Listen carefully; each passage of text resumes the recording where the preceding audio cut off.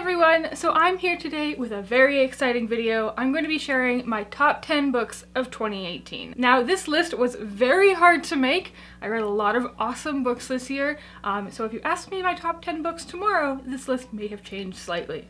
I also had some surprises this year. A lot of the books I read that are my favorites are contemporaries, which is very out of my zone, but it just goes to show that you should read outside of your favorite genres. So without further ado, let's get into the books. So my first book on this list, and it is in no particular order, is Truly Devious by Maureen Johnson. Now this is a YA mystery thriller, and for me, I haven't read a lot of YA mystery thrillers that I really liked, but this one is a standout. So this book takes place at the prestigious boarding school Ellingham Academy, which was founded in the early 20th century.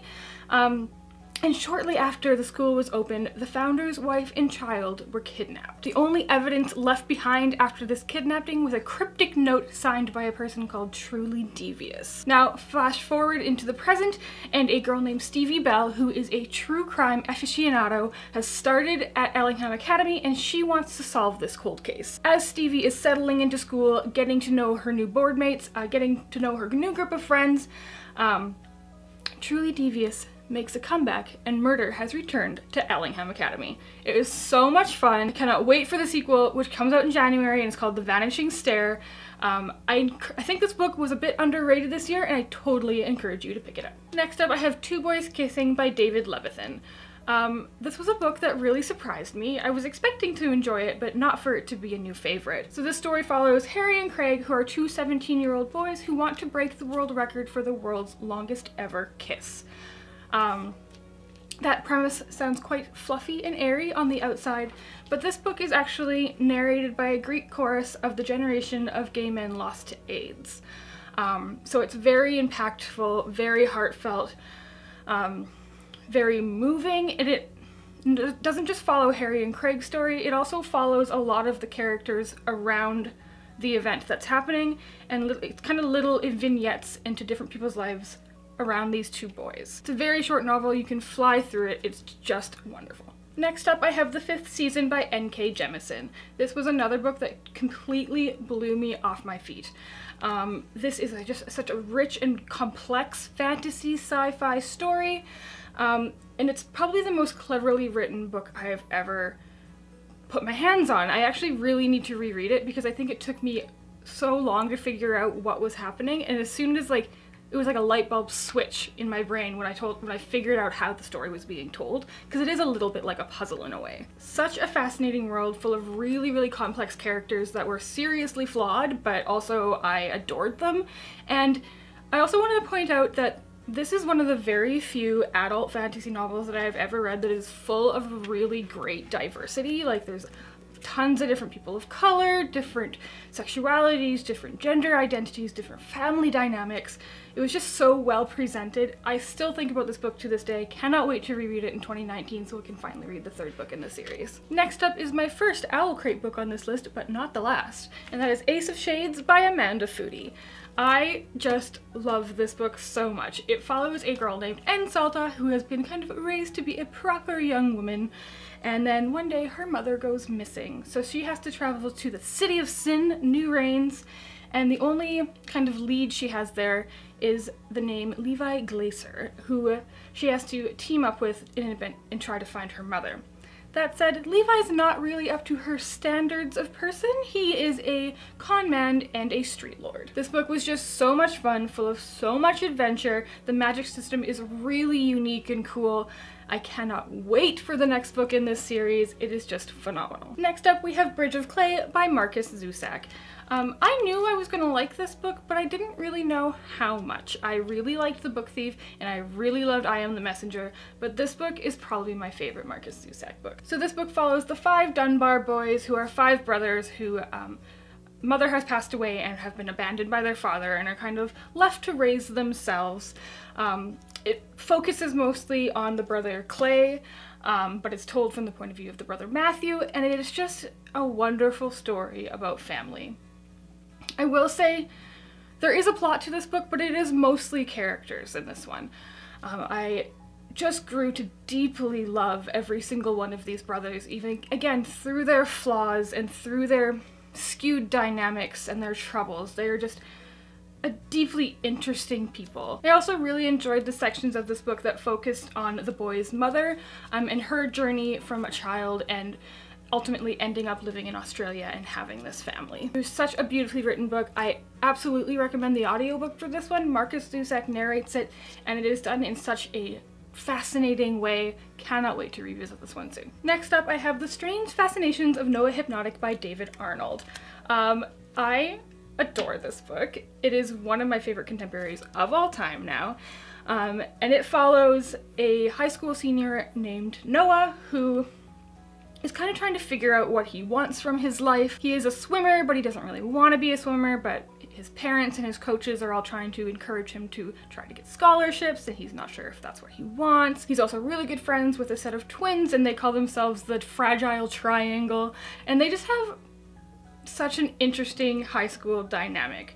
And near the beginning of this book, there's a bit of a twist, and Noah ends up getting hypnotized. After this happens, Noah notices that so many normal things in his life, tiny little things, are different now. Like his mom has a small scar on his face, and his friend who has been obsessed with DC his whole life is now completely into Marvel. His dog doesn't limp anymore, and nobody else notices that these things have changed. There are 3 things in his life that don't change after the hypnotism, and he becomes obsessed. It is such a good book. I highly encourage you to pick it up. I think it's one that's really hard to explain in a meaningful way, but I think that most people will get a lot from this one. Next, I have a book I knew I was going to love, and I was not wrong, and that is The Storied Life of AJ Fikry by Gabrielle Zevin. I read this during Booktubeathon, and I cried, so if you want to go watch that vlog, I'll link it down below if you want to see some Cori tears. This book is just so lovely. It is a book for people who love books, and if you're watching this video, that is probably you. It is about a man named AJ Fikry who is a young widower, and he owns a small bookstore on a small island, small fictional island, and he's kind of down and out. His wife is gone, he's not really connected to his community, he's kind of a grump. And then one day he finds a small child has been abandoned in his bookstore, and through events he ends up adopting this child, and the girl ends up really bringing him into the community and connecting him back with other people. There's also a really lovely romance between AJ Fikry and a sales rep from a publisher, and all of the little tidbits of behind the scenes in the publishing industry and in the book world really kind of brought this book up and made it even better. Like they're talking about advanced reader copies and galleys and behind the scenes when an author signing happens, and it's just a really, really lovely and touching story. It might make you cry, so get the tissues out, but I totally recommend it. Next up is my next OwlCrate book, and that is Shadow of the Fox by Julie Kagawa. This book was so much fun. People keep telling me it really feels like watching an anime, and I would definitely agree with that. It follows our main character named Yumiko, who is half kitsune, which is a fox shapeshifter. So she is mischievous and sassy and fun, and I love her character. And she is raised at this isolated temple by monks, but at the beginning of the novel, the temple is burnt to the ground, her family is killed, and she is told to flee and protect their part of the Scroll of 1,000 Prayers, which is in 3 parts right now, but if you get all 3 parts together, you'd be able to summon the great Kami dragon, who will grant you 1 wish. So obviously, you don't want this to get into the hands of the wrong people. Soon after fleeing the temple, she runs into Tatsumi, who is a samurai from the Shadow Clan, who has actually been sent to find the piece of the scroll that Yumiko has hidden on her, but he doesn't know that she has it. She convinces him to protect her and in exchange she will lead him to part of the scroll. Wink wink. Totally love the story. Again, cannot wait for book 2. I loved all of the Japanese mythology. This book is also really great because there's tons of Japanese words and phrases in here, but there's a glossary at the back, so it didn't feel confusing to me at all, but if you do lose your place, you can flip to the back and find out what the meaning of a word is. If you love fun, fast-paced fantasy, this is definitely one to pick up. So next up is the last OwlCrate book on my list, and that is Foolish Hearts by Emma Mills. Now, I actually finished this book on January 2nd, and it still maintains one of my best books of the year. It is a super fun contemporary story following a girl named Claudia who, at the last party of the summer before school gets back in session, overhears the breakup of the school's kind of it couple. And one of the girls in this couple is kind of the school's mean girl, so Claudia is in her bad graces now. When school starts up, they end up being paired up to write a paper and forced to audition for the school's play of A Midsummer Night's Dream together. It was just so fun, so funny. There's also like my favorite book boyfriend of all time in here, Gideon, who is just like the sweetest little cinnamon roll. And it was just a wonderful book.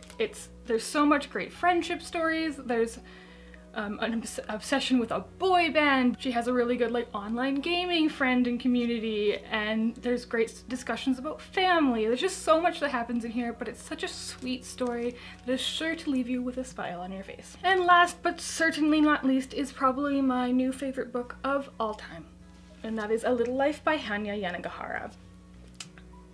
I, to this day, have a hard time talking about this book, but in essence it follows 4 classmates from college throughout their middle-aged years, and kind of all how their lives center around the main character of Jude. Jude is this deeply damaged and hurt person who manages to be this amazing character and friend and career man and have such an interesting story and still be going through all this trauma from his past.